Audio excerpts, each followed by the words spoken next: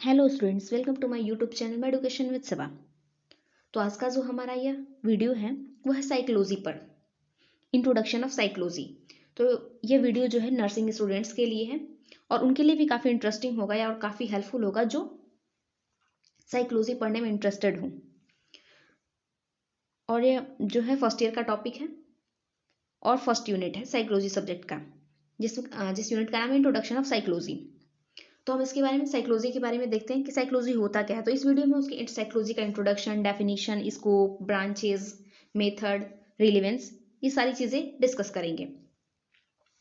तो पहले हम इंट्रोडक्शन देखते हैं। तो जो साइकोलॉजी है इसको सबसे पहले रुडल्फ गोखले नाम के एक फिलोसोफर थे जिन्होंने साइकोलॉजी वर्ड को डिस्कवर किया था।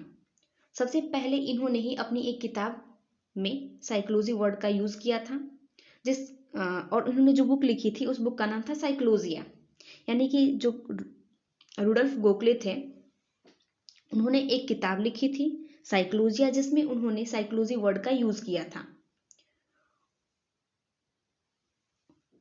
और इसमें जो हमने नोट डाउन किया उसके बारे में पढ़ लेते हैं थोड़ा। Psychology is an offspring of subject philosophy. तो जो साइकोलॉजी होती है या एक फिलोसफी का पार्ट होता है या फिर एक ऑफस्प्रिंग होती है फिलोसफी सब्जेक्ट की। And psychology is a Greek word, और साइकोलॉजी जो होती है ये ग्रीक वर्ड है जो डिराइव्ड की गई है फ्रॉम साइकी एंड लोगस। मतलब साइकी और लोगस से इसे लिया गया है। साइकी मीन्स होता है सोल एंड लोगस मीन्स होता है study. It means study of the soul.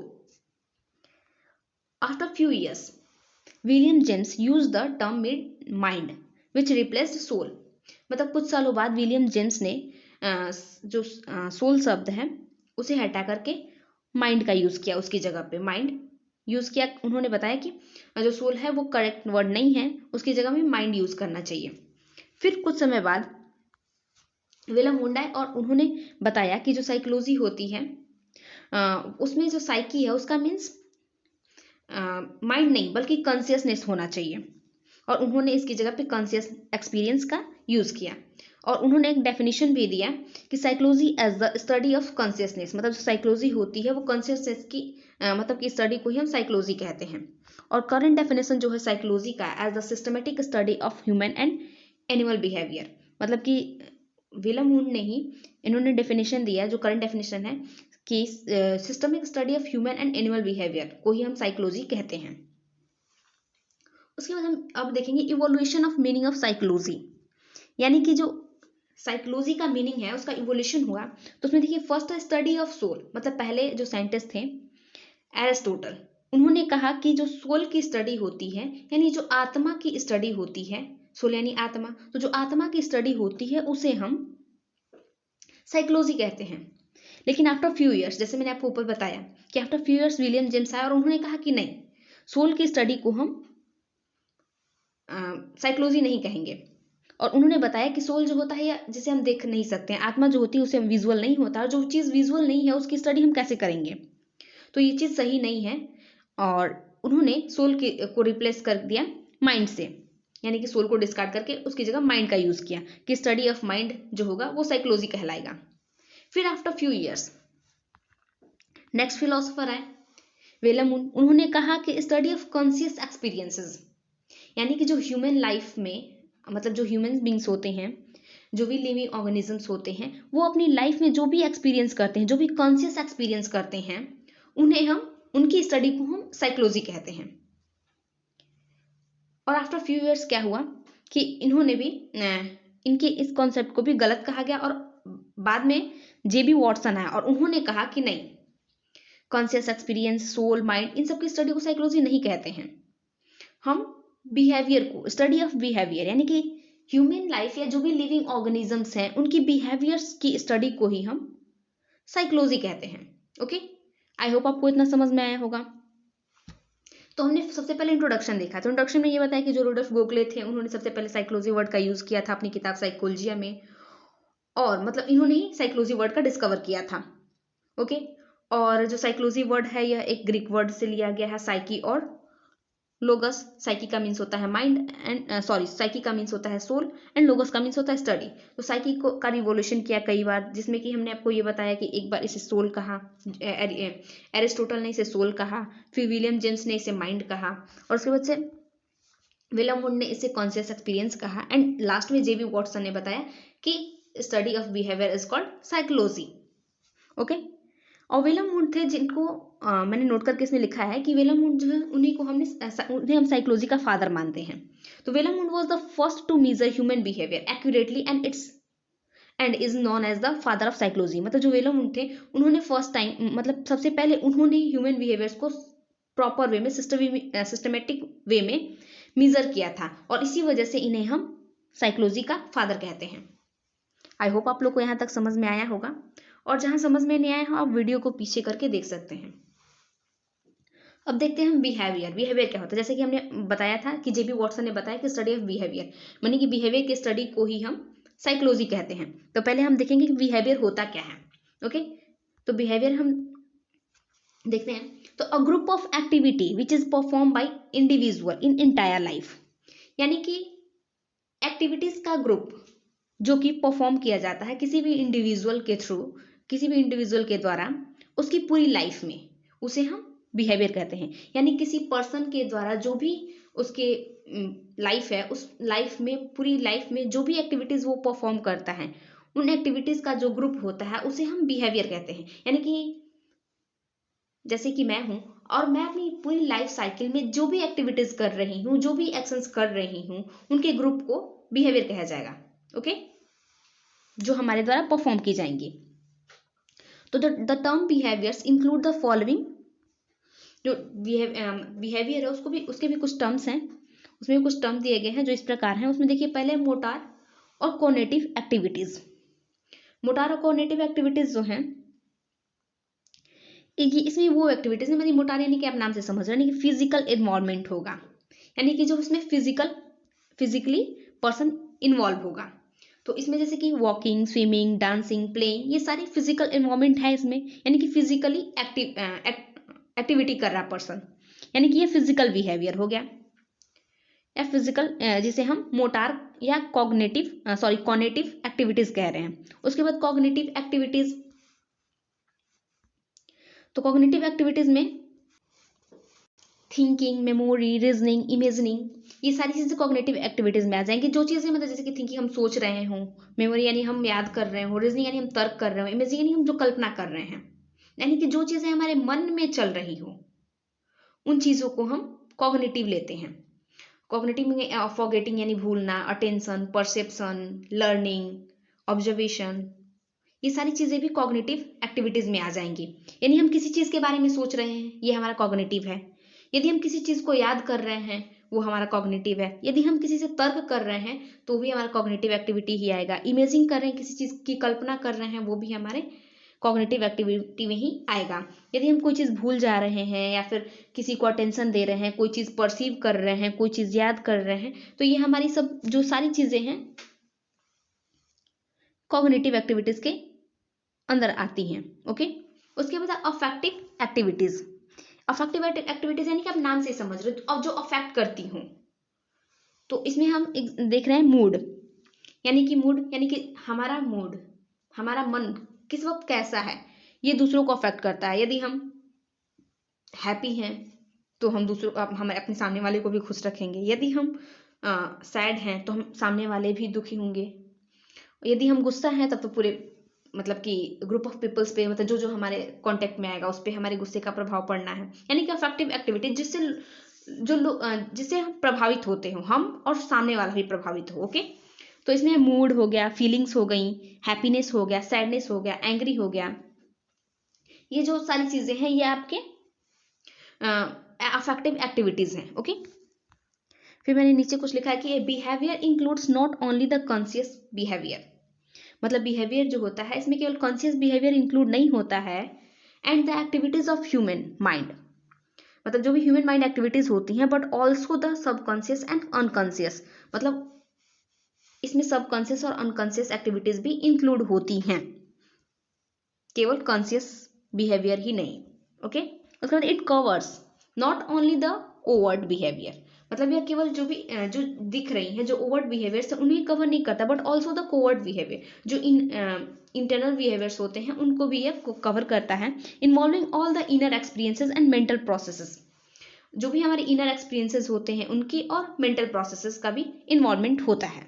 Okay, तो आई होप आप लोगों को साइकोलॉजी का इंट्रोडक्शन और रिवॉल्यूशन जो हुआ है वो, और जो मैंने बिहेवियर के बारे में अभी आपको बताया है, ये सारी चीज़ें आपको समझ में आई होंगी। और जहां आपको समझ में नहीं आए हो वो सारी चीज़ें आप रिवाइज कर लेंगे, फिर से वीडियो को पीछे करके देख लेंगे। अब हम यहाँ आपको डेफिनेशन के बारे में बताएंगे। ओके, कि साइकोलॉजी का डेफिनेशन क्या होता है। तो डेफिनेशन ऑफ साइकोलॉजी देखिए, यदि आप एग्जाम में डेफिनेशन लिखें साइकोलॉजी का, इंट्रोडक्शन में आप कुछ भी लिखे चलेगा, लेकिन डेफिनेशन में आपको एग्जैक्ट डेफिनेशन लिखना होता है। तो एक डेफिनेशन लिखेंगे तो उससे अच्छा इंप्रेशन नहीं पड़ेगा, तो आपको कम से कम 2 डेफिनेशन एग्जाम में लिखना चाहिए। और मैं इसमें आपको 3-4 डेफिनेशन बताऊंगी, इनमें से जो आपको इजीली याद हो जाए, जो आपको सुटेबल लगे, जो आपको अच्छा लगे, वो डेफिनेशन आप याद कर लीजिएगा, एग्जाम में लिखिएगा। ओके, तो psychology is the science of human behaviour. तो फर्स्ट डेफिनेशन जो होता है ये अकॉर्डिंग टू वॉल्टर के अकॉर्डिंग उन्होंने बताया कि जो साइकोलॉजी होती है ये ह्यूमन बिहेवियर का एक साइंस होता है, मतलब it is a science of human behaviour. Next video है नेक्स्ट डेफिनेशन है कि psychology is a science which aims to give us better understanding and control of the behavior of the organism as a whole। मतलब psychology एक ऐसा science होता है जिसमें कि हम जो भी बिहेवियर्स होते हैं उनकी मतलब इसका एम होता है कि बेटर अंडरस्टैंडिंग, मतलब जो भी बिहेवियर्स उनका better understanding and control the behaviours of जो भी लिविंग ऑर्गेनिजम्स हैं उनकी बिहेवियर को कंट्रोल करना, और बेटर अंडरस्टैंडिंग ही साइकोलॉजी कहलाता है। यानी कि साइकोलॉजी इज अ साइंस एक ऐसा साइंस होता है जिसमें कि हम किसी के बिहेवियर को अच्छे से समझ पाते हैं और उनके बिहेवियर को, जो भी लिविंग ऑर्गेनिजम्स उनके बिहेवियर को हम कंट्रोल कर पाते हैं। इस डेफिनेशन को विलियम एमसी डगल ने दिया था। और नेक्स्ट डेफिनेशन जो है वो है psychology is the investigation of human and animal behaviour. Psychology जो होता है जिसमें कि हम ह्यूमन और एनिमल बिहेवियर का इन्वेस्टिगेशन करते हैं end of mental and physiological process associated with the behaviour, और जो भी मेंटल और फिजियोलॉजिकल प्रोसेसेस जो कि बिहेवियर से रिलेटेड होते हैं उनका भी, मतलब कि ह्यूमन एनिमल बिहेवियर, मेंटल और फिजियोलॉजिकल प्रोसेसेस जो कि हमारे बिहेवियर से रिलेटेड होते हैं उनका इन्वेस्टिगेशन करना ही साइकोलॉजी कहलाता है। उसके बाद है आपका नेक्स्ट डेफिनेशन, लास्ट डेफिनेशन है ये, जिसमें ये है कि psychology is the science of human. जो साइकोलॉजी होती है ह्यूमन और एनिमल बिहेवियर का एक साइंस होता है जिसमें कि इंक्लूड होता है application of behavioural science to human problems. Okay, यानी कि साइकोलॉजी एक साइंस होती है ह्यूमन और एनिमल बिहेवियर्स का जिसमें कि इन्वॉल्व होता है, जिसमें इंक्लूड होता है application of behavioural science to human problems, यानी ह्यूमन प्रॉब्लम्स को सॉल्व करने के लिए अनुप्रयोग करना बिहेवियरल साइंस का। ओके, या एप्लीकेशन करना बिहेवियरल साइंस का। आई होप आप लोग को डेफिनेशन समझ में आया होगा। अब हम इसके नेचर के बारे में डिस्कस करेंगे कि साइकोलॉजी के नेचर क्या क्या होते हैं। तो साइकोलॉजी यूजेस साइंटिफिक मेथड्स। जो साइकोलॉजी होती है उसमें हमेशा साइंटिफिक मेथड्स का यूज किया जाता है। साइकोलॉजी इज अ फैक्चुअल, ये फैक्चुअल होनी है कि फैक्ट के बेसिस पे होती है, ये रियल होती हैं, वास्तविक होती हैं। The laws of psychology are universal, और जो साइकोलॉजी के लॉ होते हैं, जो नियम, जो भी नियम होते हैं इसके, वो यूनिवर्सल होते हैं और यह वेरीफाइएबल होते हैं, यानी कि ये पहले से वेरीफाइड होते हैं। और psychology discovers the cause effective relationship in human behaviour, और जो साइकोलॉजी होती है ये डिस्कवर करती है कॉज इफेक्टिव रिलेशनशिप ह्यूमन, मतलब ह्यूमन बिहेवियर्स में ये कॉज इफेक्टिव रिलेशनशिप को डिस्कवर करती है। And psychology predicts human behaviour, और साइकोलॉजी जो होती है ये ह्यूमन बिहेवियर की का प्रेडिक्शन भी करती है, यानी प्रेडिक्शन ही भविष्यवाणी भी करती है, यानी प्रेडिक्ट करती है कि आज इसका बिहेवियर ये है तो ये आगे क्या कर सकता है, कैसे कर सकता है। उसके बाद स्कोप ऑफ साइकोलॉजी, साइकोलॉजी का स्कोप क्या है हम इसके बारे में डिस्कस करेंगे।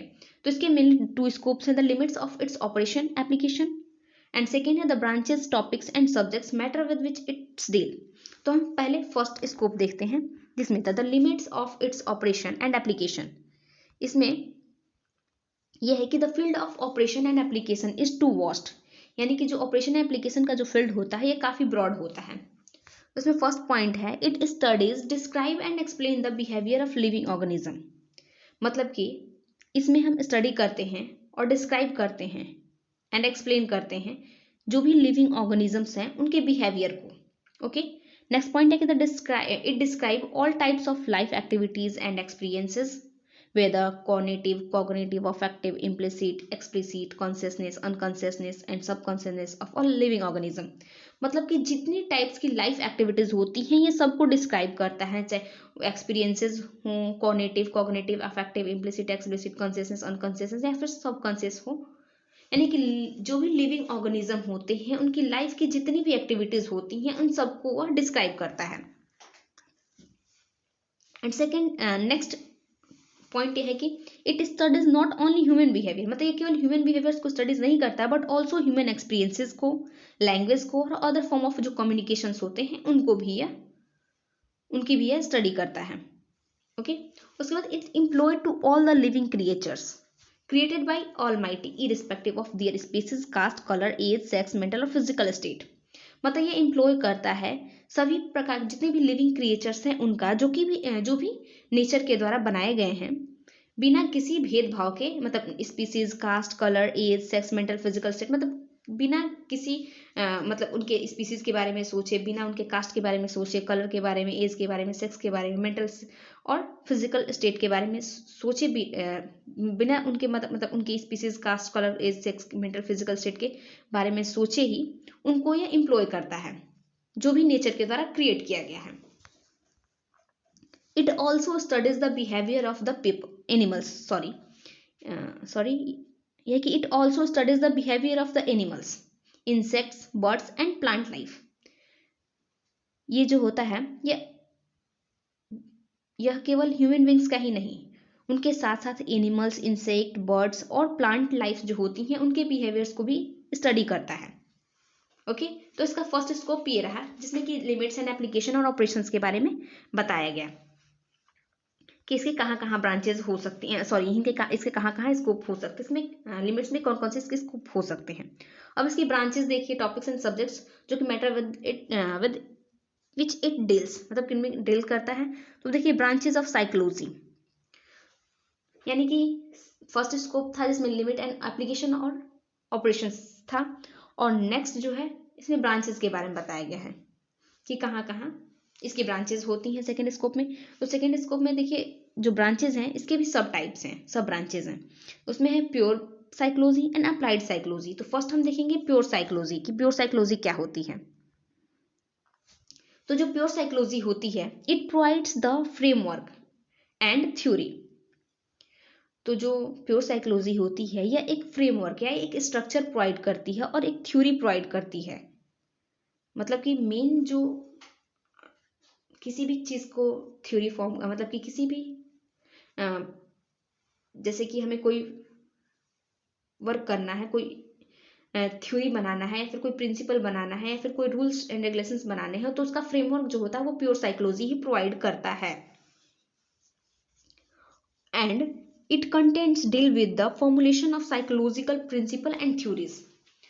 और ये फॉर्मुलेशन करती है जो भी साइकोलॉजिकल प्रिंसिपल्स एंड थ्योरीज होती हैं उनका। यानी जो प्योर साइकोलॉजी होता है या एक फ्रेमवर्क प्रोवाइड करता है, थ्योरी प्रोवाइड करता है, और it contents deal with the formulation of psychological principle and theories. Okay, and it suggests various methods and techniques for the analysis. और ये जो भी मतलब वेरियस मेथड्स प्रोवाइड करते हैं, टेक्निक्स देती हैं फॉर द एनालिसिस के लिए, असेसमेंट के लिए, मॉडिफिकेशन के लिए और बिहेवियर में इंप्रूवमेंट के लिए नए नए टेक्निक्स और बहुत सारे टाइप्स के मेथड्स को यह सजेस्ट करता है। और इसके भी कुछ सब टाइप्स हैं, उसके बारे में हम देखते हैं। जो प्योर साइकोलॉजी है उसके सब टाइप्स के बारे में। तो फर्स्ट है जनरल साइकोलॉजी। तो जो जनरल साइकोलॉजी होती है वो हमारी लाइफ की जो भी डेली एक्टिविटीज होती हैं उसके बारे में हम इसमें देखते हैं जनरल साइकोलॉजी में कि हमारा डेली रूटीन क्या है, हमारा लाइफ स्टाइल कैसा है, हम डेली कौन कौन सी एक्टिविटीज करते हैं, इसके बारे में। उसके बाद है एबनॉर्मल साइकोलॉजी। तो जो एबनॉर्मल साइकोलॉजी है इसमें हम किसी भी पर्सन, किसी भी इंडिविजुअल के एबनॉर्मल बिहेवियर के बारे में, एबनॉर्मल साइकोलॉजी के बारे में जानते हैं। जैसे कि कोई भी व्यक्ति यदि नॉर्मल बिहेव नहीं कर रहा है, अनयूजुअल है, अब नॉर्मल है, तो जो भी अब नॉर्मल होगा उसके बारे में हम ये एबनॉर्मल साइकोलॉजी बताता है। फिर सोशल साइकोलॉजी, सोशल साइकोलॉजी में कि कोई यदि पर्सन है तो उसका सोशल रिलेशन कैसा है, जैसे कि वो अपने आस पड़ोस के लोगों के साथ कैसा बिहेव कर रहा है, उसका अपने घर वालों के साथ कैसा बिहेव है, और जो भी उसका बिहेवियर है वो लोगों को कितना प्रभावित कर रहा है, यानी कि उसके बिहेवियर में गुडनेस है या बैडनेस है, ये सारी चीज़ें सोशल साइकोलॉजी के अंदर आती हैं। उसके बाद फिजियोलॉजिकल साइकोलॉजी, फिजियोलॉजिकल साइकोलॉजी वो होती है जिसमें कि हमारी बॉडी की जो फिजियोलॉजी होती है, यानी कि जो हमारी बॉडी जो फंक्शन कर रही है उसकी वजह से हमारे माइंड के ऊपर क्या इफेक्ट पड़ रहा है, उस साइकोलॉजी को हम फिजियोलॉजिकल साइकोलॉजी कहते हैं। फिर पैरासाइकोलॉजी, तो पैरासाइकोलॉजी जो होती है इसमें हम उस चीज़ की स्टडी करते हैं, उस चीज़ के बारे में जानते हैं, जैसे कि जब कोई पर्सन लास्ट स्टेज पे हो, मरने वाला हो, तो मरने से पहले उसकी फीलिंग्स क्या होती हैं, उसके अंदर कौन कौन सी उसकी मतलब उसका बिहेवियर कैसा होता है, इसके बारे में हम स्टडी करते हैं।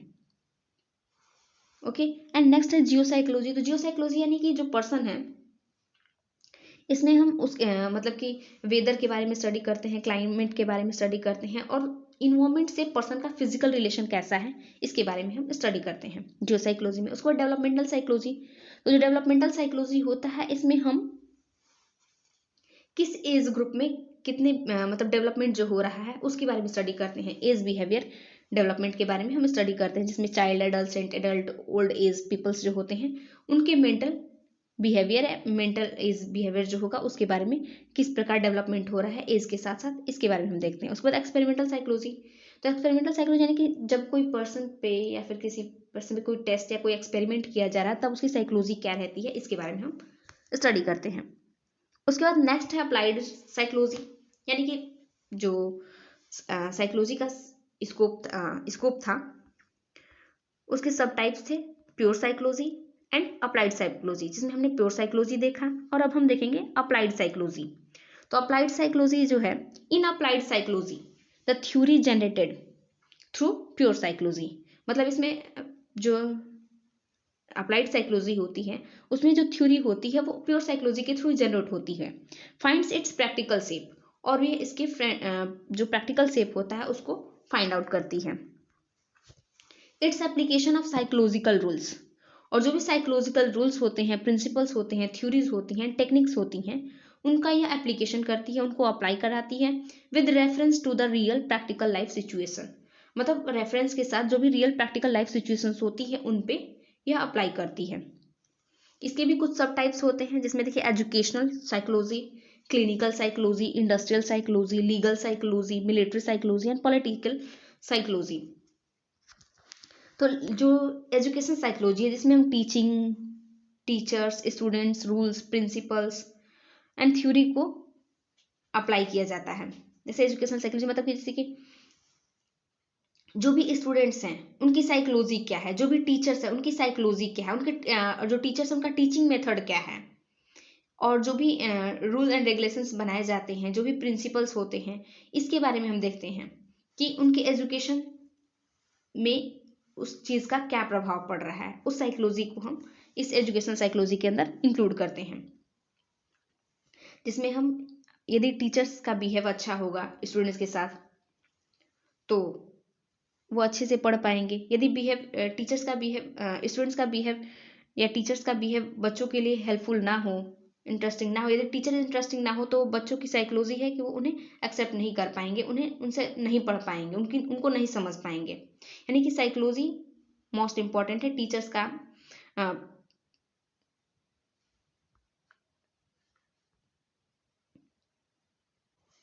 अगर स्टूडेंट्स टीचर्स में इंटरेस्ट ही नहीं लेंगे तो उनके लिए हेल्पफुल नहीं होगा, वो नहीं पढ़ पाएंगे अच्छे से। उसके बाद है क्लिनिकल साइकोलॉजी। तो क्लिनिकल साइकोलॉजी वो होती है जिसमें कि जो कि हॉस्पिटल में अप्लाई होती है।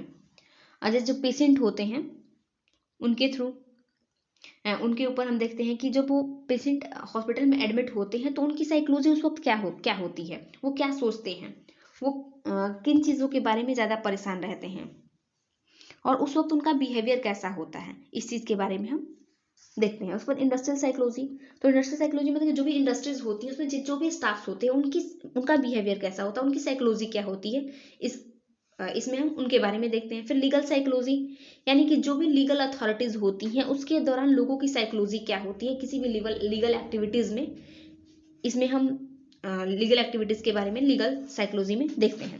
उसके बाद मिलिट्री साइकोलॉजी, तो मिलिट्री साइकोलॉजी यानी कि जो भी मिलिट्री में स्टाफ होते हैं, जो भी वर्कर्स होते हैं, उनकी क्या साइकोलॉजी होती है, उनका क्या बिहेवियर होता है, कैसा बिहेवियर होता है, इसमें हम स्टडी करते हैं। पॉलिटिकल साइकोलॉजी जो भी पॉलिटिशियंस होते हैं, जो भी लीडर्स होते हैं, उनका बिहेवियर कैसा होता है, पॉलिटिकल साइकोलॉजी में हम उसकी स्टडी करते हैं। उसके बाद हम देखेंगे method of psychology. I hope आपको यहाँ तक समझ में आया होगा। तो अब हम स्टार्ट करते हैं मेथड्स ऑफ साइकोलॉजी, मतलब साइकोलॉजी के क्या क्या मेथड्स होते हैं।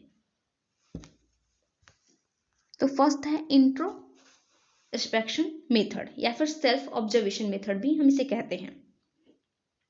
तो आप इसके नाम से ही समझ रहे होंगे, सेल्फ ऑब्जर्वेशन मेथड यानी कि खुद को समझना, खुद को ऑब्जर्व करना।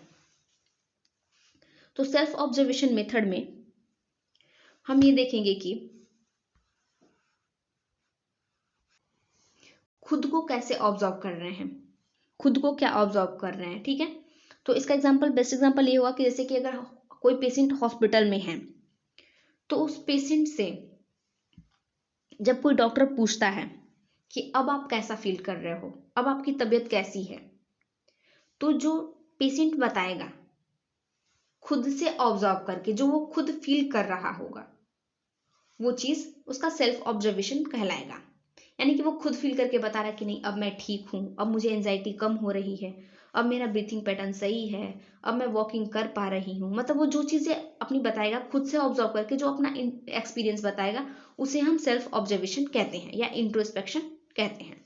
ओके, यानी कि वो खुद से अपने आप को ऑब्जर्व कर रहा है और बता रहा है डॉक्टर को। ओके, नेक्स्ट मेथड है ऑब्जर्वेशनल मेथड। तो ऑब्जर्वेशनल मेथड में क्या होता है कि हम सामने वाले को ऑब्जर्व करते हैं, यानी कि जो साइकोलॉजिस्ट, इसमें 2 पर्सन की नीड होगी, एक साइकोलॉजिस्ट या साइकेट्रिस्ट की और एक पर्सन या पेशेंट की। और साइकोलॉजिस्ट या जो साइकेट्रिस्ट होंगे वो उस पर्सन को ऑब्जर्व करेंगे और ऑब्जर्व करके उसके बारे में पता लगाएंगे कि वो पीपल, मतलब उसका इंटरव्यू लेंगे, उसे क्वेश्चंस पूछेंगे और उसके बिहेवियर के बारे में जानेंगे कि उसका बिहेवियर कैसा है ऑब्जर्वेशन के थ्रू। उसके बाद एक्सपेरिमेंटल मेथड। तो एक्सपेरिमेंटल मेथड में क्या करेंगे, इसे हम टेस्ट मेथड के नाम से भी जानते हैं। इसमें पेशेंट का टेस्ट लिया जाता है या टेस्ट किया जाता है, जिसमें इंटरव्यू लिया जाता है या फिर उससे बात की जाती है और उसके बिहेवियर के बारे में फाइंड आउट किया जाता है कि उसका बिहेवियर कैसा है। उसके बाद नेक्स्ट जो है वो है क्लिनिकल और केस हिस्ट्री मेथड। इसे हम क्लिनिकल मेथड या केस हिस्ट्री मेथड के नाम से भी जानते हैं। तो जो क्लिनिकल होता है इसमें हम डाटा कलेक्ट करते हैं, मतलब हॉस्पिटल में, ये भी हॉस्पिटल में परफॉर्म किया जाता है। यदि कोई पेशेंट हॉस्पिटल में है तो उसके बारे में हम उसका डाटा कलेक्शन करेंगे। तो जैसे उसका name, age, sex, family history, past history, present treatment, और इसके बेसिस पे उस जो डाटाज हमने कलेक्ट किए हैं, उसका नाम क्या है पेशेंट का, उसकी उम्र कितनी है, उसकी फैमिली हिस्ट्री क्या है, उसको पास्ट में कौन कौन सी प्रॉब्लम्स थी, कहीं ये प्रॉब्लम जो हो रही है उसको उससे कोरिलेटेड तो नहीं है, ये सारी चीज़ें हम डाटा इनका कलेक्ट करेंगे। और प्रेजेंट में उसको क्या क्या ट्रीटमेंट चल रहा है ये हम पता करते हैं और उस बेसिस पे हम उसके बिहेवियर को जज करते हैं या उसके बिहेवियर के बारे में फाइंड आउट करते हैं, उसका बिहेवियर जानते हैं। और नेक्स्ट जो है वो है, नेक्स्ट मेथड जो है वो है सर्वे मेथड। सर्वे मेथड जिसमें कि हम सर्वे के दौरान, मतलब जब हम कोई सर्वे करते हैं, यानी किसी लार्ज पॉपुलेशन में सर्वे किया जा रहा हो और उस डाटा का एनालिसिस करते हैं, तो हमें जो चीज़ें पता चलती हैं कि किसी ग्रुप ऑफ एरिया, किसी स्पेसिफिक एरिया में, किसी लार्ज पॉपुलेशन में वहाँ के लोगों की थिंकिंग क्या है, वहाँ के लोगों का बिहेवियर कैसा होगा, जब हम सर्वे करते हैं तो पता चलता है। ओके, तो सर्वे मेथड के थ्रू भी हम लोगों की साइकोलॉजी या फिर बिहेवियर के बारे में पता कर सकते हैं। उसके बाद 6 नंबर जो है, सॉरी हमने यहाँ पे 6 लिखना भूल गए हैं, तो 6 नंबर जो है इसमें हम जेनेटिक और डेवलपमेंटल मेथड का यूज करते हैं, के नाम से जानते हैं। इस जेनेटिक और डेवलपमेंटल मेथड में क्या होता है कि इसमें जो पर्सन है उसका डेवलपमेंट, जो ह्यूमन है उसका डेवलपमेंट हो रहा है यंग एज से ओल्ड एज में, किस प्रकार उस डेवलपमेंट के बारे में हम और उस डेवलपमेंट के बेसिस पे हम उसके बिहेवियर के बारे में पता करते हैं कि उसका किस प्रकार से डेवलपमेंट हुआ उसके बिहेवियर का, और development of human nature and behaviour के बारे में उसके डिफरेंट डिफरेंट एज में क्या रहे हैं इसके बारे में हम स्टडी करते हैं, फिर इसके थ्रू हम पता करते हैं। आई होप आप लोग को यहाँ तक समझ में आया होगा। तो हमने इसमें 6 मेथड थे टोटल, जिसमें इंट्रोस्पेक्शन मेथड, जिसमें हम जिसे सेल्फ ऑब्जर्वेशन मेथड के नाम से भी जान रहे थे, इसको हम इसमें खुद से ऑब्जर्व करके, यानी कि पेशेंट खुद ऑब्जर्व करके बता रहा है जो चीज़, यानी कि आप जो खुद ऑब्जर्व कर रहे हो अपने बारे में कि हाँ आप ये हो, आप ये कर रहे हो, वो चीज़ आ गया आपका सेल्फ ऑब्जर्वेशन में। ऑब्जर्वेशन मेथड जिसमें कि आपका जो हेल्थ केयर प्रोवाइडर है, जो साइकोलॉजिस्ट है या साइकेट्रिस्ट है, वो आपको ऑब्जर्व कर रहा है, आपके बिहेवियर को ऑब्जर्व कर रहा है, उसके मतलब आपको ऑब्जर्व करने के बाद आपके बिहेवियर के बारे में फाइंड आउट कर रहा है। वो एक्सपेरिमेंटल मेथड, यानी कि एक्सपेरिमेंट के दौरान आपके बिहेवियर को फाइंड आउट जो किया जा रहा है वो हो गया। क्लिनिकल और केस हिस्ट्री, यानी कि आपकी यदि आप पेशेंट हो तो आपकी डाटाज वगैरह कलेक्ट करने के बाद आपका पर्सनल डाटा, आपका पास्ट हिस्ट्री, आपका फैमिली हिस्ट्री, ये सारी चीज़ें डाटाज कलेक्ट करने के बाद जो आपके बिहेवियर को फाइंड आउट किया जा रहा है वो इसमें होता है। और सर्वे मेथड, यानी कि किसी लार्ज पॉपुलेशन में जो सर्वे किया जा रहा है उसके थ्रू ग्रुप ऑफ पीपल्स का साइकोलॉजी या फिर बिहेवियर के बारे में फाइंड आउट किया जाता है। उसके बाद जेनेटिक और डेवलपमेंट मेथड, तो जेनेटिक यानी कि किसी जेनेटिक में किसी उसका हेरिडिटी कैसा है, उसके पिछले बिहेवियर कैसे रहे हैं, उसके परिवार का कैसा बिहेवियर है, उसके बेसिस पे, और उसके डेवलपमेंटल मतलब कि जो एज ग्रुप में, स्पेसिफिक एज ग्रुप में बच्चे से बूढ़े तक उसके जो एज ग्रुप हुए हैं, यंग एज से ओल्ड एज तक, उसमें जो जो बिहेवियर उसके चेंजेस हुए हैं, जो जो बिहेवियर है, उस बेसिस पे उसके बिहेवियर का पता करना डेवलपमेंटल और जेनेटिक बिहेवियर के अंदर आता है, जिसे हम जेनेटिक मेथड भी कहते हैं या फिर डेवलपमेंटल मेथड भी कहते हैं, यानी कि development of human from young age to old age, या फिर यू कह सकते हैं development of human nature and behaviour in different ages में। ओके, आई होप आप लोग को यहाँ तक समझ में आया होगा। तो हम इसके रिलेवेंस देखते हैं, यानी कि importance of psychology in nursing या relevance of psychology in nursing, इसके क्या क्या इंपॉर्टेंस है। तो to understand her own self, पहले हम इसमें जो नर्स होगी या जो पर्सन होगा, यदि वो खुद को समझेगी, यदि नर्स अगर अपने आप को ही नहीं समझेगी, अपने आप को ही नहीं जानेगी, अपनी नीड्स को ही नहीं जानेगी, अपनी नॉलेज को ही नहीं जानेगी, तो सामने वाले को कैसे समझेगी। तो सबसे पहला इसका पॉइंट है to understand her own self. Okay, यदि जो नर्स होगी वो अपने आप के बारे में जानेगी, तभी वो लोगों को, अपने सामने वाले को या दूसरे लोगों को समझ पाएगी, अपने मोटिव्स के बारे में, अपने डिजायर्स के बारे में, अपने इमोशंस के बारे में, फीलिंग्स के बारे में, अपनी पर्सनालिटी, एटीट्यूड, कैरेक्टरिस्टिक, एम्बिशंस, ये सारी चीज़ें उसे पता होनी चाहिए अपने बारे में। अगर वो ये सारी चीज़ें अच्छे से समझ रही होगी तभी वो सामने वाले को समझ पाएगी। या उसकी अगर वो अपनी चीज़ों को रियलाइज़ नहीं कर पा रही है कि वो किस टाइप की पर्सन है, उसका कैसा बिहेवियर है, वो क्या चाहती है, उसके डिजायर्स क्या क्या हैं, तो वो डिसीजन मेकिंग नहीं होगी, वो प्रॉब्लम सॉल्व नहीं कर पाएगी। और जब वो खुद के बारे में नहीं जानेगी, खुद की प्रॉब्लम्स ही नहीं सॉल्व कर पाएगी, खुद की स्ट्रेंथ, खुद की वीकनेस ही नहीं जान पाएगी, तो सामने वाले को कैसे समझेगी। इसलिए सबसे पहले नर्स को खुद को समझना जरूरी है। तो इस पॉइंट में ये है कि to understand her own self, यानी पहले अपने आप को समझे। उसके बाद सेकंड पॉइंट ये कहेगा टू अंडरस्टैंड पेशेंट, तो यदि जो पर्सन, जो नर्स होगी अपने आप को वो समझेगी तो पेशेंट को भी इजिली समझ पाएगी। तो टू अंडरस्टैंड पेशेंट में क्या करेगी नर्स जो होगी, मतलब हेल्थ केयर प्रोवाइडर है, जो पेशेंट होगा, मतलब जो हेल्थ केयर प्रोवाइडर होगी वो अपने पेशेंट को समझेगी, उसकी जो डिजीज, अक्यूट या क्रोनिक डिजीज कंडीशन से सफ़र कर रहा है। यदि अक्यूट डिजीज कंडीशन से सफ़र कर रहा है, यानी कि कम इरिटेटिव होगा, वो बातों को समझेगा, यदि थोड़ा साइकोलॉजिकल सपोर्ट दिया जाए तो वो उस चीज़ को मानेगा, ये सारी चीज़ों को देखना है। और यदि कोई पेशेंट क्रोनिक यानी कि लंबे समय से किसी बीमारी से ग्रसित है तो वो काफ़ी इरिटेटिव होगा, काफ़ी गुस्सा करेगा, तो इस चीज़ को उसे समझना होगा, यानी कि पेशेंट को अंडरस्टैंड करना उसे, और उसे साइकोलॉजिकल सपोर्ट देना, उसकी प्रॉब्लम को सॉल्व करना, उसकी नीड्स को जानना है। और वो साइकोलॉजी के थ्रू उसकी बिहेवियर, उससे बातें करके, उसको साइकोलॉजिकल सपोर्ट देकर, उससे अटैच्ड होकर के, उसे अच्छा अपना पर्सनल रिलेशनशिप इस्टेब्लिश करके उसके नीड्स के बारे में, उसके डिजायर्स के बारे में पेशेंट के समझेगी वो। और जब वो पेशेंट से समझेगी तो पेशेंट उसे अटैच्ड होगा, और जब पेशेंट उसे अटैच्ड होगा तो अपनी सारी चीज़ें बताएगा। और बहुत सारी प्रॉब्लम्स जो होती हैं, अपनी प्रॉब्लम शेयर कर देने से भी प्रॉब्लम कम हो जाती हैं। ओके, आई होप आप लोग को यहाँ तक समझ में आ रहा होगा कि कैसे पहले खुद को समझना है, फिर उसके बाद पेशेंट को समझना है। तो पेशेंट को समझना है कि पेशेंट किस चीज़ को लेकर के वो परेशान हो रहा है, उसको उसका टेंशन क्या है, उसको किस चीज़ की इतनी चिंता हो रही है, या फिर वो जो भी उसके और जो भी पेशेंट के डाउट्स होंगे अपने हेल्थ के रिगार्डिंग या फिर किसी भी चीज़ से रिलेटेड उसको जो भी डाउट्स होंगे उसको नर्स को क्लियर करना है। उसकी नीड को समझना, उसकी चिंताओं के बारे में जानना, उसके कहीं तकलीफ हो रही है, कोई दर्द हो रहा है तो उसके बारे में उसे जानना है। थर्ड पॉइंट है टू रिकॉग्नाइज एबनॉर्मल बिहेवियर। यदि नर्स नॉर्मल बिहेवियर जानती है, यदि वो अपने आप को समझती है, तो दूसरों को भी समझेगी, पेशेंट को भी समझेगी। और अगर वो अपने आप को समझती है, पेशेंट को समझती है, तो नॉर्मल बिहेवियर एबनॉर्मल बिहेवियर में डिफरेंट उसे पता होगा। तो वो अगर नॉर्मल बिहेवियर जानती है तो जो भी एबनॉर्मल बिहेवियर हो रहा होगा वो उसे पहचान पाएगी।